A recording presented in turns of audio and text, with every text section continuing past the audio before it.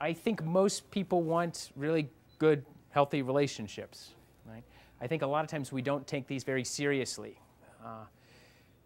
Especially if you think about how we communicate between, say, the ages of 15, 16, and 26, which is the average age of marriage these days, 26, 27. We don't have a lot of stuff written on this reflecting on this. We have a lot of stuff about marriage. We have a lot of stuff about being celibate, but not a lot of stuff about dating and romance. And that's a good 10, 11 years. Aristotle really thought after 7 years, your character was formed, and if it was malformed, then tough luck. Aquinas believed there was grace, so there's still possibility of change, but without that, really, it was this sort of rough period. So this is a really sort of serious, I think, enterprise that we don't oftentimes take seriously. I'll say this, a lot of the things, the culture that tends to permeate lots of colleges and universities is what's called hookup culture, people sort of hooking up, or at least the assumption is that people hook up randomly, and the expectation would be some kind of physical or sexual hookup, but with no expectations of any relationship afterwards. This belief is pervasive, but one of the things the stats tell you is that very, very, very few people are happy with it, and actually very few people participate in it. But what happens is that everybody thinks that everybody else is doing it, and so they sort of feel bad that they're not doing this. So there's this, one of my good friends, Donna Friedis, who does a discussion of this, calls the hookup culture one of pretend and coercion. And I just bring this point up is because we feel like sometimes there's a lot of pressure to hook up, or we might feel this externally, and yet the reality is this is not the case. It's not what most of us want. It's not what most of us sort of desire. It turns out it's a few little people at the top that seem to be controlling most of these things. And so my first push is to take this stuff seriously in general. My second push is that as Christians, I think we should take this stuff seriously. So I walk through here. I've got sort of these 7. These are sort of generic, in some ways, generic kind of healthy relationship pieces. But for me, I see them manifesting certain kinds of Christian beliefs. If Christianity is about loving God and loving neighbor, and dating is one way in which you try to love other people, this helps us to learn to do this. And so I want to point to sort of connections that I see with Christianity as I walk through these 7 kinds of characteristics. And if you notice, they start with like bad stuff and move to good stuff at the very end, so don't get depressed at the very beginning. But the first one is sort of true, and it's always something that I keep pointing out. The stats on abuse, sexual abuse, but also physical and verbal abuse at college-age students is staggering. It's 1 in 5 women experience completed or attempted rape on college campuses. It's the highest reported crime on college campuses. It's 1 in 4 women that typically encounter physical or verbal abuse. Almost always this is done by boyfriends, ex-boyfriends, is done by people that the women were cohabitating with beforehand. So it's really sort of scary. Now, my suspicion is that it actually probably also happens to men, but they don't report it. And even if they did report it, no one would believe them. But this is a kind of characteristic, and it sounds silly, but it's something just to always sort of hold in the back of your mind. Abuse, any kind of physical, any kind of sexual abuse, this means it's not a healthy relationship. Don't engage in it. And it turns out that of all of the kinds of activities, it's like sexual abuse is one of the hardest to sort of reform from. If you're like a petty thief, it's very easy to sort of stop this. Like if you get arrested and get into the prison system and come out, you can tend to stop this. Sexual crimes tend to not be. These things tend to be habitual. They tend to be formed in people at very early ages, so it's very difficult to try to overcome them. So abusive relationships bad and very hard to change. In some ways, if you're trying to be Christian and love people, the best thing you can do is not provide them with a situation where this would be perpetuated. Right?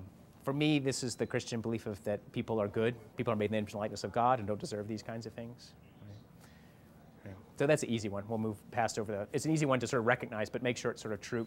Keep track of your friends, and this sort of brings us to the second one.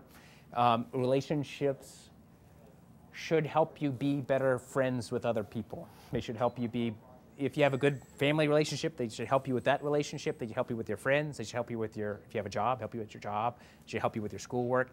If the relationship is sort of destroying your GPA, this is a bad sign. If it's taking time, if you're never able to see your friends as a result of this is sort of a bad thing. Right?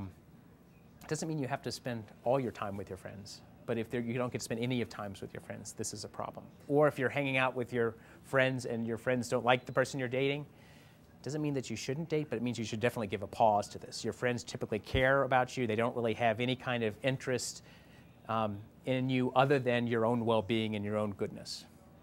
Right? So be very careful if your friends don't like someone that you're dating. This should be sort of at least a cause or a pause, reflecting on the nature of the relationship.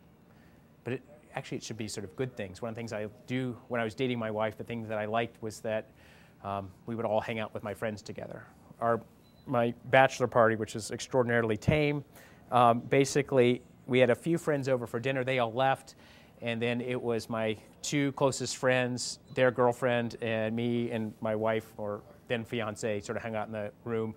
We turned up the music a little loud and just sat and talked and got in trouble because the music was too loud. So that was a good thing, I think, because we were having fun together. And we were having funnest when we were with our sort of closest friends. And I use that as sort of an example of things that you should think about as you're moving in relationships.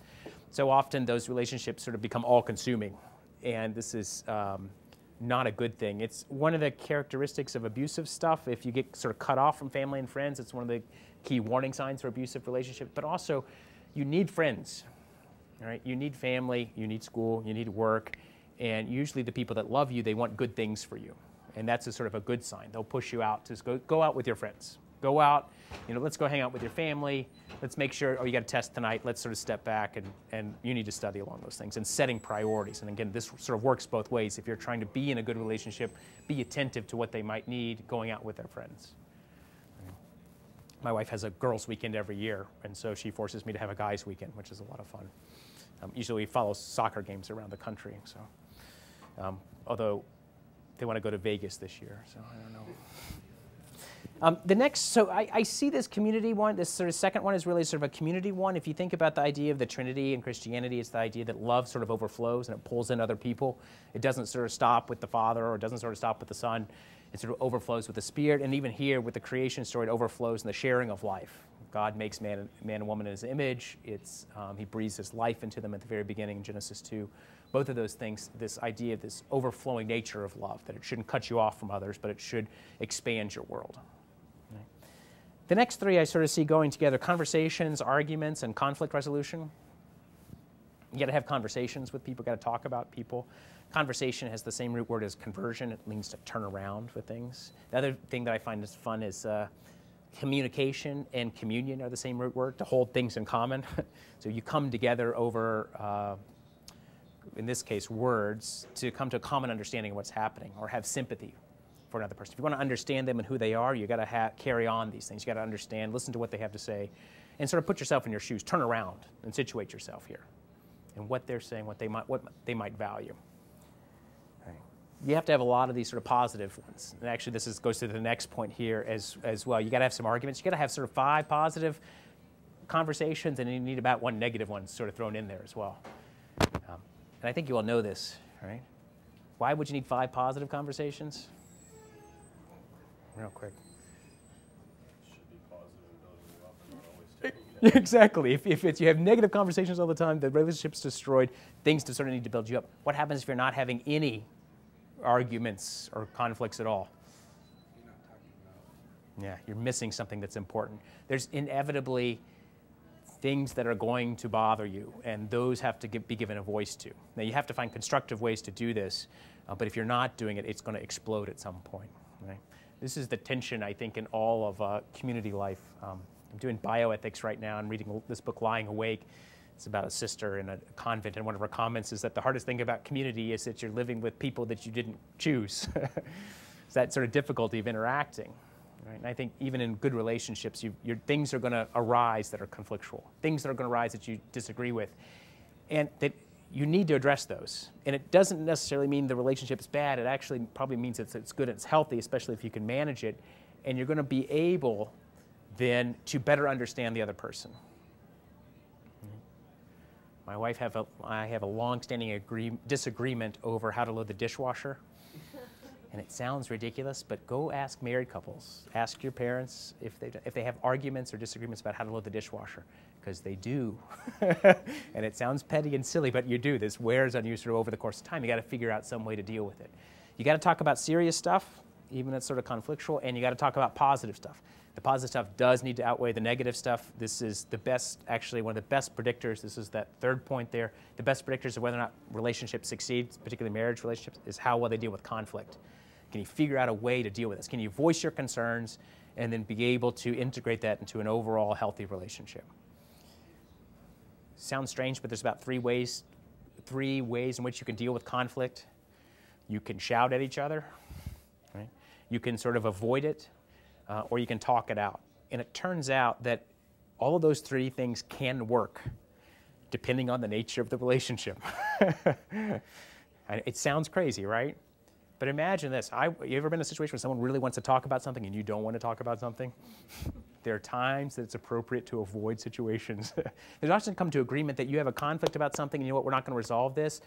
We know it's a conflict, we recognize it's a conflict, and we just can't, this is where it's going to be at. We have differences of opinion. Right? Other times you can be very volatile. The trick side is if you are very volatile and shout stuff out, you got to sort of make this up with lots of positive stuff on the other side.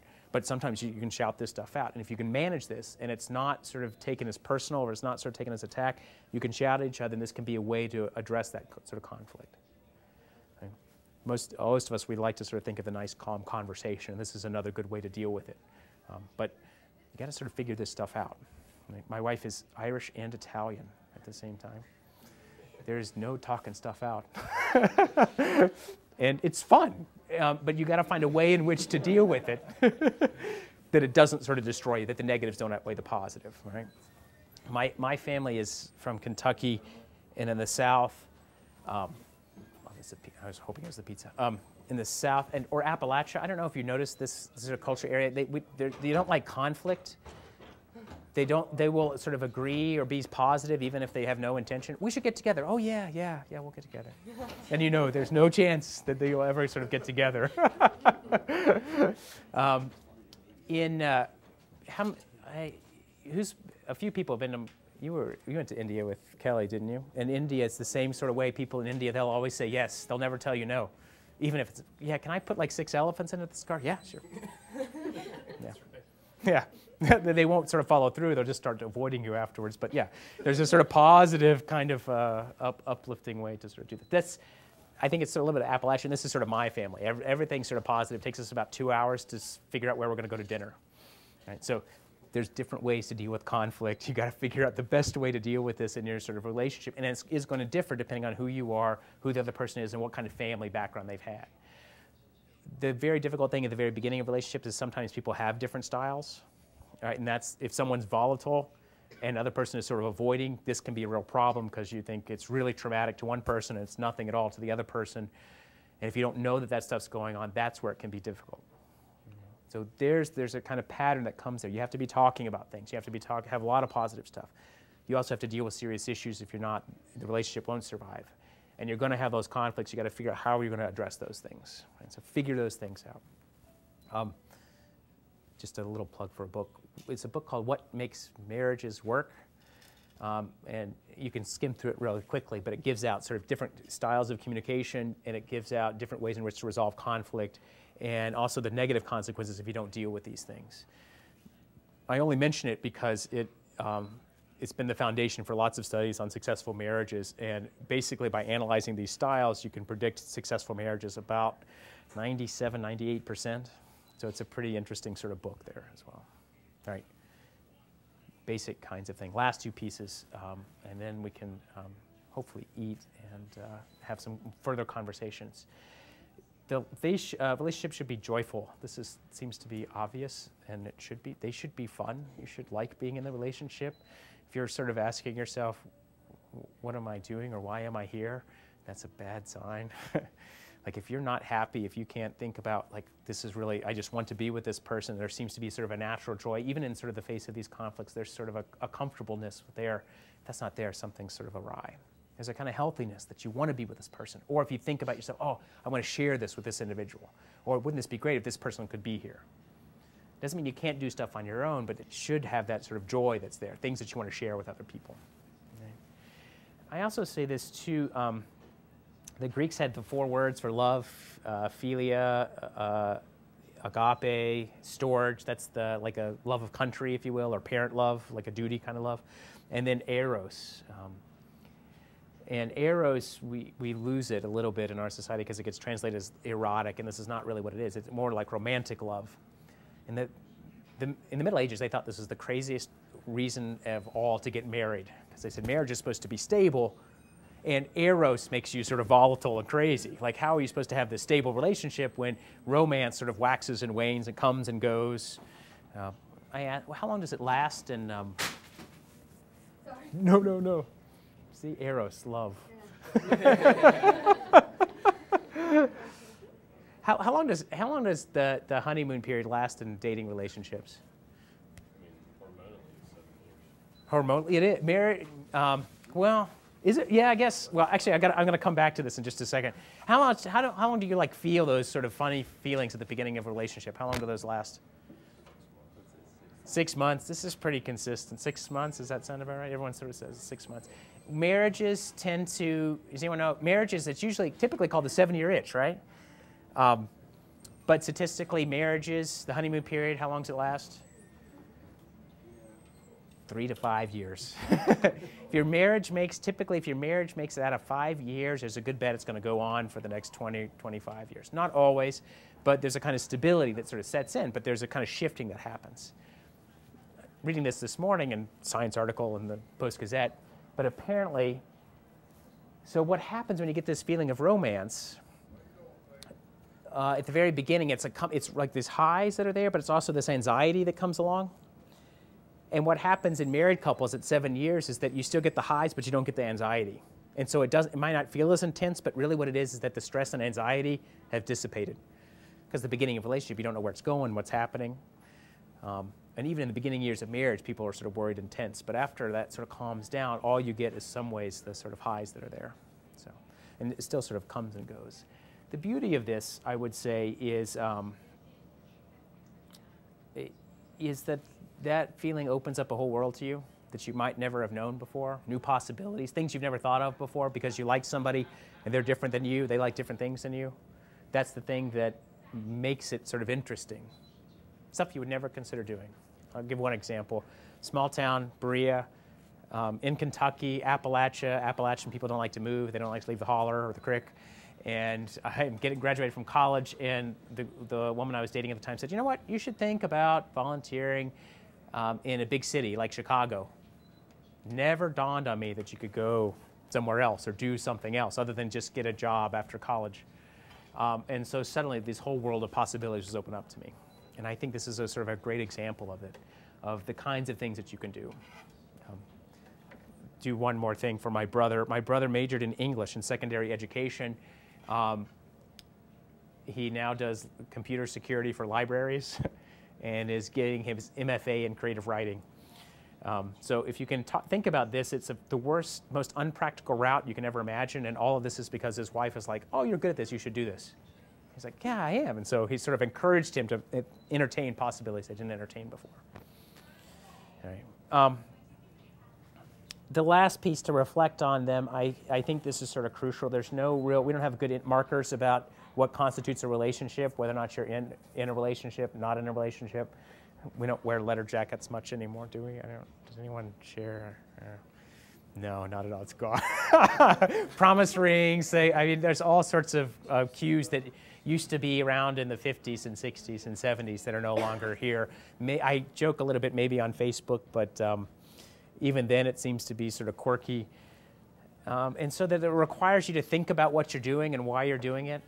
My one caveat about this, you don't have to decide what you're doing on the first date or the second date or 6 months in, but this is a kind of question that should be sort of rising up sort of naturally.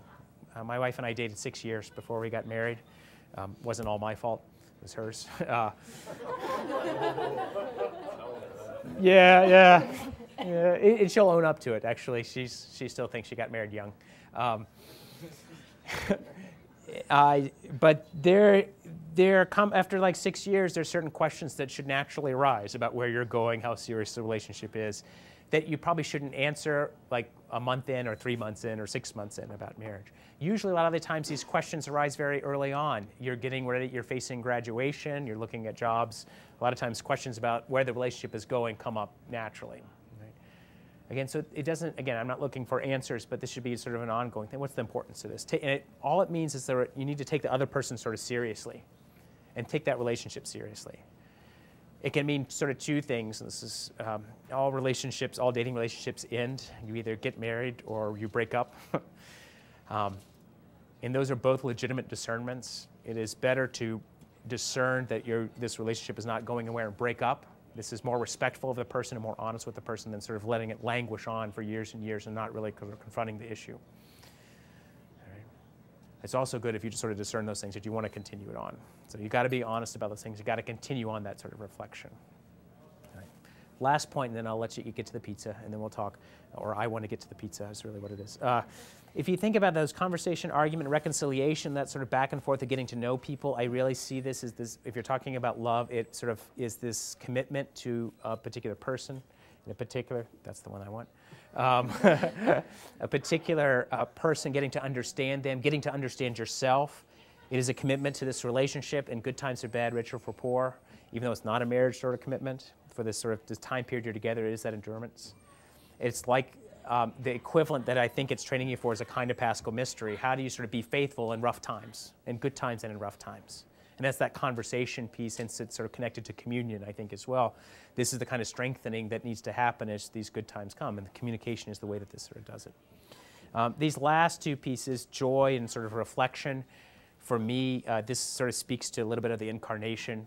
There's a kind of joy that comes with God sort of pitching his tent among us, what John's Gospel says, or becoming one of us. And that sort of reflection helps us to sort of discern where God's calling us in the midst of other people. Right? So I just want to think about taking these things sort of seriously. I think a lot of times society, there's a lot of pressure externally to not take them seriously. Take them seriously for their own sake, because these are people and you're people. But also take them seriously if you're a Christian sort of committed to love. This is one ways where we learn very concretely how to love other people. And it expands. I mean, the idea is not we don't close ourselves off, but you learn to love this person. You can learn to love, hopefully, them, their family, their friends, and if you're really lucky, the neighbor, the stranger, and the enemy. Right? So that's healthy relationships, healthy Christian relationships as well. So eat some pizza. I don't want to stand between you and food. Talk amongst yourself. Any questions you might have about relationships in general, or why in the world I'm qualified to talk about relationships? And then we can sort of entertain some of those, have a discussion afterwards. You can tell me what's important. I told you what I think is important.